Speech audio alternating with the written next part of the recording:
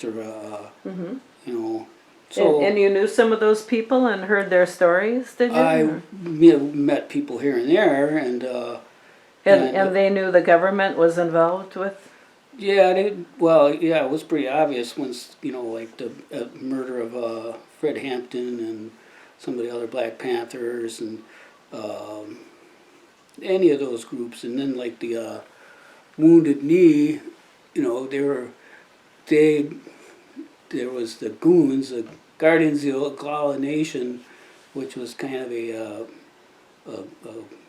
FBI backed kind of thing, and they were ones that were going around on the reservation and murdering people that were standing up for their rights, and there's this whole big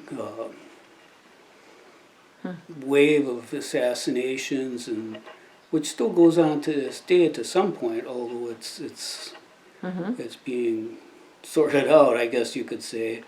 But also my own personal firsthand experience with that part of it was, I was young, and so I was always meeting girls.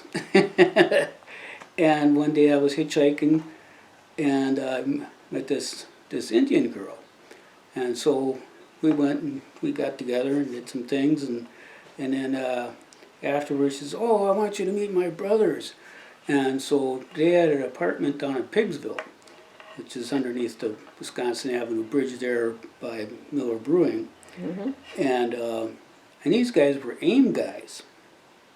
American Indian Movement. Right, they were activism, and they're like my age, but they right away got in my face, and because of this whole infiltration thing, they thought, they accused me of being an FBI informant just because I was white.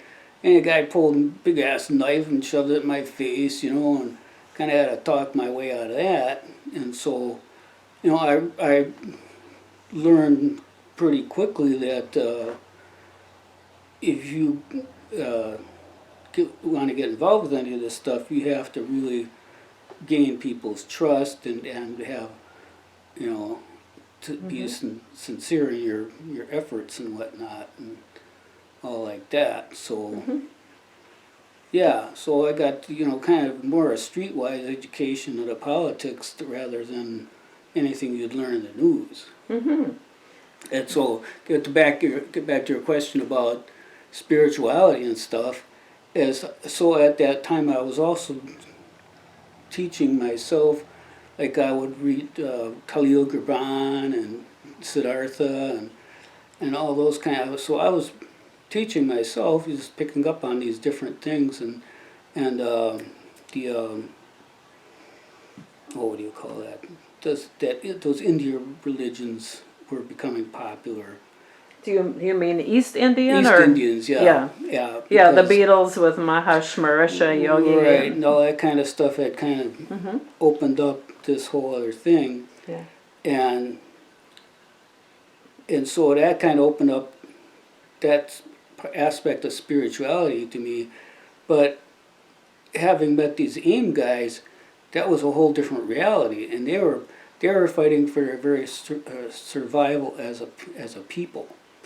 And they couldn't trust anybody, even amongst themselves, because of this infiltration and all this other stuff. So, yeah, so it was a real dicey time, and kind of. But then you were attracted to their spirituality, right? Native American. Yeah, although I was more. At that time, I was just learning more history and reading history books and that kind of stuff. I don't think powwows were even back up. I don't think. It seems to me it was in the mid-late 70s that Congress allowed Native people to have their ceremonies back. That's right. It was illegal to that point. Yeah. So that was another reason of all this. Yeah, I was teaching on an Indian reservation up into 1977, and they still weren't allowed to worship their own rituals. So I didn't really get involved in the spiritual aspect of it until uh, the end of the 90s. Oh, okay. And what led you to it at the end of the 90s? Um, okay, let me think here. I was living up north, and I had taught myself to paint signs, and I was trying to scrape together a living selling signs in farm country, and it was about that time that the spearfishing wars started. Oh, yeah. Between spearfishing and trying to reclaiming their rights, treaty rights to spearfish in the spring, and you know, I lived in super redneck country, and everybody was like, you know, threatening to murder Indian people for stealing their fish and all this other crap, and you know, and I would get threatened to people even ask them why they thought this was the case, you know. It was like a kind of a precursor to Trumpism, really, you know, for that aspect of it. And so after that kind of got more established, there was this guy from Red Cliff called Walt Brissett, and he was kind of a storyteller guy and activist, and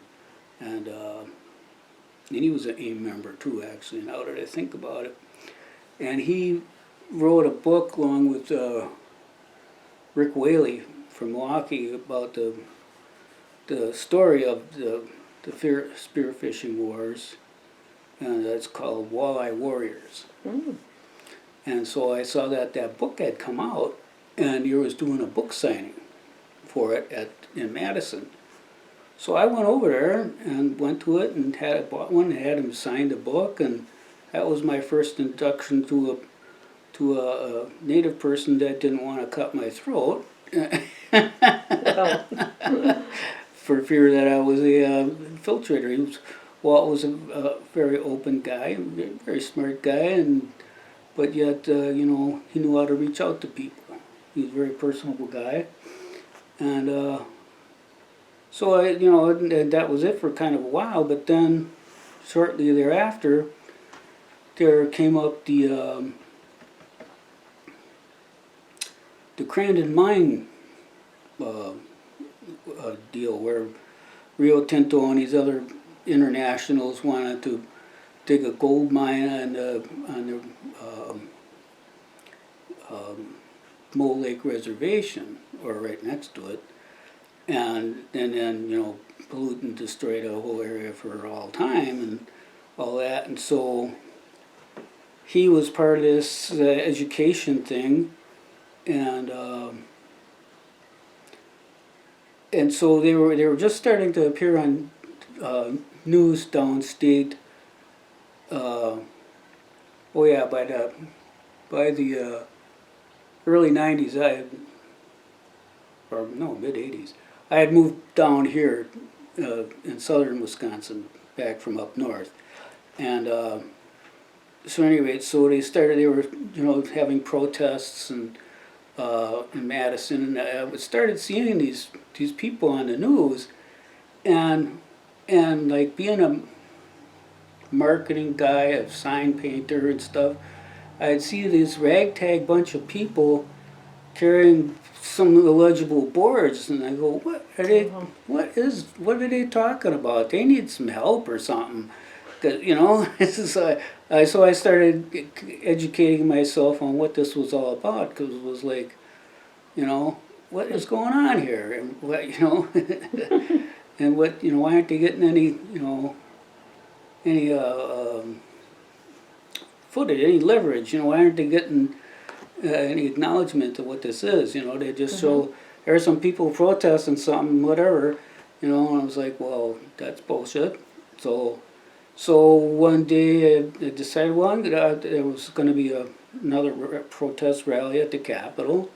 So I'm going to go see for myself just what this is about.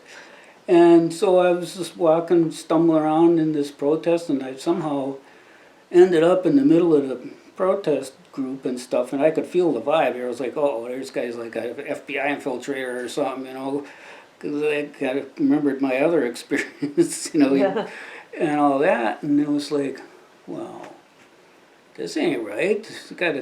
There must be something I can do, and so I kind of had to gain trust and talk my way into it. That there was several groups involved. One was Wolf River Watershed Group and a couple other ones that were documenting the the environment and what the the results of other mines that these places had built and how they had destroyed the watersheds and the planet and all that. And so I went to that Wolf Watershed one, and these were people that were kind of like, you know, coordinating all these protests.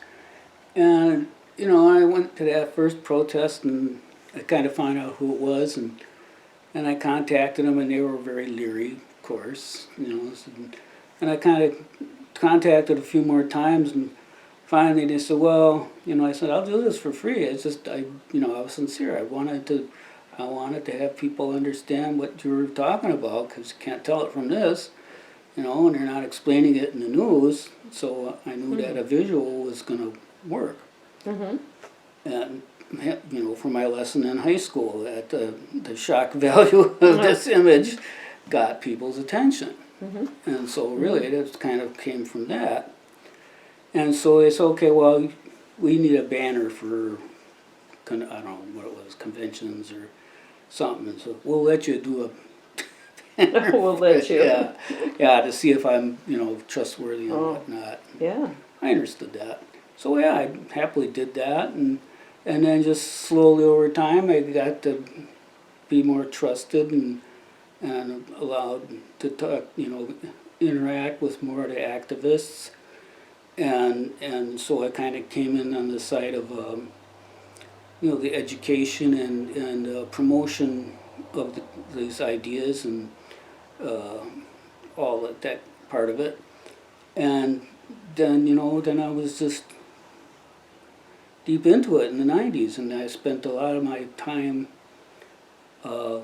going up north and attending these rallies and protests and making different banners and posters and you know, some big scale stuff that got put on places and you know, so. Did you get close to some of the Indian folks you met? Well, yeah, eventually, you know, you start, as you know,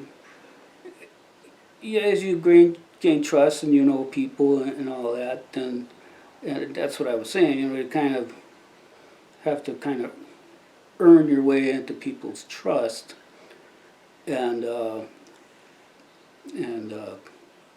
kind of have people understand that you have good intentions and you're not trying to, you know, like so often white people go, well, oh, you should do it this way or something. You know, I didn't want it to sound like I was trying to do that. I just wanted to be helpful. Right. You know, and so I went and attended all these things, and they had these various, oh, I don't call them rallies, but they would have like kind of these teaching things, educational things at the reservation, and those always included a spiritual element. And it's like passing tobacco or passing a pipe or having an elder speak on why this is important. And so I was learning through those elders the importance of this and the relationship to the land and the culture, and so, and that's took place over, you know, those next so many years, and then eventually there was they would do things like have they would have like a walk across the state to draw awareness, and so some of the leaders of the groups, these different groups, they would combined together, and so they walked from Red Cliff down to the Capitol on Highway 13 to raise awareness, and also then when they were anywhere, and so they were press savvy too, so they would get the local newspapers or TV stations to cover them where they could, and this Walt Brissett I mentioned before, he was a storyteller himself, and a very jovial and good one, and that's where I really kind of connected with some of these other people, and there was You did the wax with them? I walked for a section of it. Oh, And I told them I'll walk with them in the area where I used to live because I knew how redneck it was. And so I thought I could go along and at least not that they needed it, but Were there other white folks with them? Oh yeah, there was okay. always supporters and stuff like that. And so it was a mixture of all these Native people and activists and educators, and there was in the bigger picture there was like scientists and college professors and people that were involved with geology and meteorology and all these sciences related to mining and what the negative results would be, and all like that. And so and other people would be like, they'd look up the record of these international companies and see how good or bad their ecological record was, which was horrible. And but at one point, Walt was carrying the Red Cliff flag, we call it, which is like a staff with eagle feathers, and it let me hold it for a while, and that was a pretty important thing, and so that was cool. And then at one point, and he was always reaching out, and so we were near Wausau, and he knew of the Hmong that had moved there recently, so he connected up. He set up to stay with a Hmong family one night, and he came back and he was so happy and so excited because he said, "They're storytellers just like us," meaning the Ojibwe people and stuff, and he was just so delighted to have met up with these people that had like sensibilities, and that was very powerful. Yeah. And so and then they walked all the way down to Madison, and I did a whole bunch of signs and banners for that rally, and stuff. I got photos of them. And then that was '98, and also Jeff Smith was the Green Party for governor that year. Ed Garvey was running against Tommy Thompson, and actually I became a driver on Ed Garvey's campaign later in the year. For some of these things, we'd go someplace and speak to the county Democratic Party and stuff, why he should be governor. And you're not Democrat, by the way. You're undeclared. Right. He kind of would say, he would say something about me being a good Democrat. I would just kind of shrug my shoulders and not say anything because I didn't want to harsh his buzz or nothing, but I wasn't, I've never been a Democrat. Or a Republican. Or a Republican. Okay. I was the Green Party for a while. So Jeff Smith and he was disabled. He was in a wheelchair because of an car accident. And so he rolled himself the whole length of the state with his own staff. And so we became good friends and everything. And somehow that led you into the spirituality? Well, going to these events that they would have, these kind of, I don't know what you call them. They would have these events that... teach-ins, maybe. Well, it's more complex than that, really. It's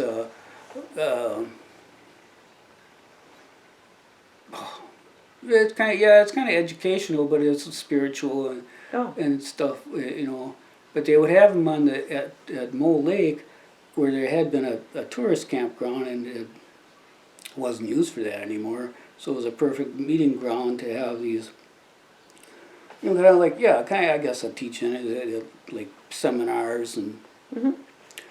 but they would always include, it was a big element of it was the ceremonial stuff.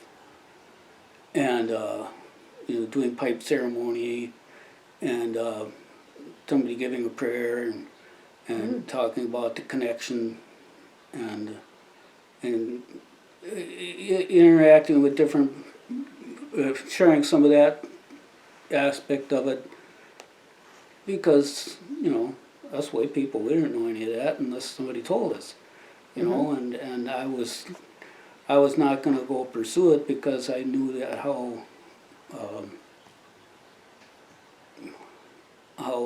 trust was a big issue. Mhm. And so I was tried to be as respectful as possible and tried to learn and all that. And I made some really good friends and eventually one of these activists, this one lady, she lived by Le Coudray, and I didn't really understand at the time, but she had been in like high-end marketing, and so she understood all about the getting messages out and stuff, and she glommed on to the fact that I could do editorial cartoons. Mm-hmm. So she became kind of like my de facto editor.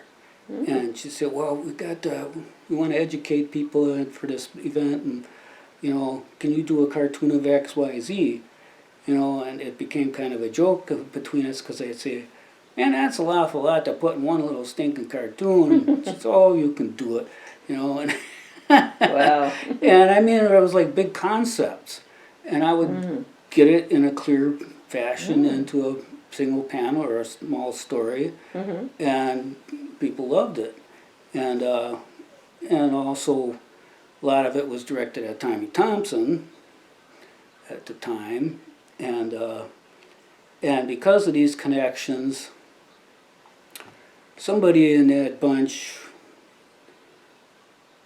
knew people in the legislature, and so a couple things came out of that. One, somebody gave me the fax number for there was a desk outside of Tommy Thompson's office where he would get faxes for whatever they do, and so whenever I finished a cartoon related to mine or making fun of Tommy or both, I would send it right to his office. Good. That really brought me no end of joy, knowing that he was getting this stuff, and I got word sometime later that somebody was talking to one of Tommy's assistants and somehow asked him about it, and the word was that Tommy did not appreciate these faxes. So there again, it was the high school moment of I've made it, So that delighted me, and then. So eventually you got into, the spirituality and the sweat lodges, and it seems you got very interested in their spirituality. Well, yeah, and I kind of came into it through that respectful manner of learning. Did people invite you into, some of that, or? I didn't go to sweat lodges at that point, and I had not been invited, and but I had made a number of friends in the community and stuff. So do you really think there's something to it? Have you had spiritual experiences? Oh, absolutely, because what year was that? 99, I guess. This guy Walper Zed died. He had a heart attack. Oh. And it was a great loss to everybody that knew him. And Thompson sent a representative to his funeral, and we were all saying, yeah, they just want to make sure he's dead, But this is where things kind of really kicked in is that a few days after Walt passed, and he was Bear Clan. No, he was like Loon Clan. I don't know, this Bear comes in later. And so a few days after he passed, I had one of these dreams that's like, you can tell when a dream is legit, kind of, rather than just like, well, whatever. It's like very powerful. And he came to me in his dream. His voice was very strong, right next to my ear, and said in a very strong, calm voice, "A bear will be your ally in a fight against an enemy." I was like, Wow.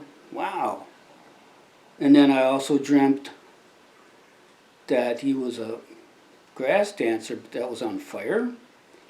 And he wasn't like, in pain or anything. He was like, excited, enthused, on fire with energy kind of thing. And that was a pretty bold thing. And so, as it so happened, I started going out with this woman who had been part of the protests and stuff. And I told her about this dream. And she was like, because she would get up sometimes and speak at some of these things and all that. And so I told her this, and she goes, "Oh, you got to tell Bob," which her neighbor, where she lived in Madison, was this guy that was running healing sweat lodges. Hmm. Medicine lodges, they call it. And it's more for spiritual healing medicine, like that. So I was like, okay.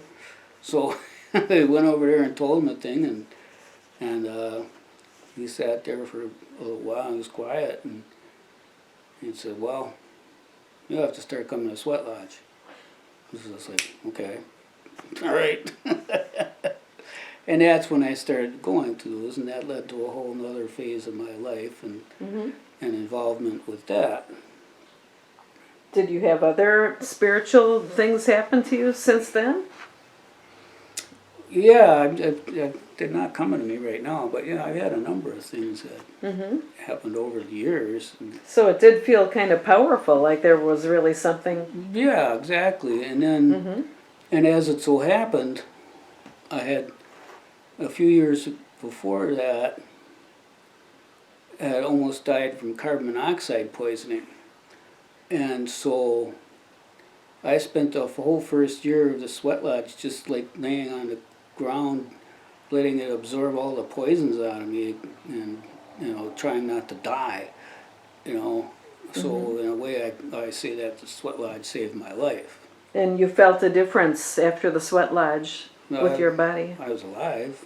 Yeah. But you thought it made a difference? Yeah, it felt like it to me, and I was learning things, and I had assumptions that were wrong, that I was learning otherwise. So it was very educational that way. And so, yeah, so then that moved to another stage, and then from there, it's a whole nother long story, but this guy ended up doing these healing lodges out in my backyard out here for about 3 years. Wow. So now we're up into 2024, I guess. How are you looking at the world, Bill? Well, I'm still trying to stay alive because I've had some health issues over the last so many years. And yeah, so if it comes to an afterlife, how do you feel? Are you afraid of what comes next or anything? Or? Well, like I always say, we actually won't know until we get there, if we get there. So Yeah. I can't say either way, but I can't help but think that we'll move on and we'll leave this body and we'll go somewhere else. But Yeah. like I said, we don't know till we get there. Right. And the way the world is going, do you have any thoughts about that? Well, we need to kind of get together and educate ourselves and commit to preventing all this mass destruction of the planet and of this mass genocides that are usually based on economic things and political things, and they've been going on since the beginning of humanity. But my understanding is we're entering the next phase of that, but it's going to take another 30 years to kind of cleanse out till we get to a better place culturally and society and planet-wise and stuff. Mm-hmm. So we've got a lot of stuff to work out. What are your biggest concerns at the moment? This is later March of 2024.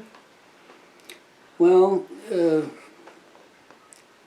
seeing as politics, it has influences so much of the destructive thing that I guess that you'd have to say that you need to kind of connect with people and work out a way to move beyond this fatalistic capitalistic greed and Mm-hmm. all like that. And that's probably easier to say than do, but Yeah, that's kind of that's a abbreviated form to me. yeah. And I know you live in a smaller town where you feel at odds with some of your kinfolk around here. I admire your fighting spirit that you put up your signs expressing your concerns and your thoughts about things. Do you ever back down, or are you ever afraid of what keeps you, in their face, so to speak? Generally, Vigilant. it just pisses me off, generally. Because, yeah, I got people that get in my face all the time, but what's encouraging is that I used to have a big change letter sign out by the road here when I had the sign shop. And I started putting up political statements decades ago. And, and I knew I'd get some blowback.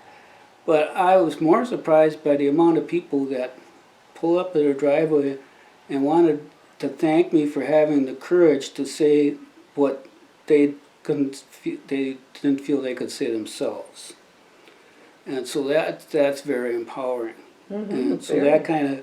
that kind of strengthens me, and I would hope others working towards better things to keep you going forward. To know that people they're scared and frightened by all these negative actors and stuff, but that they are behind you, or they feel these things, but they're too scared to fight back for fear of their own physical well-being. Mm-hmm.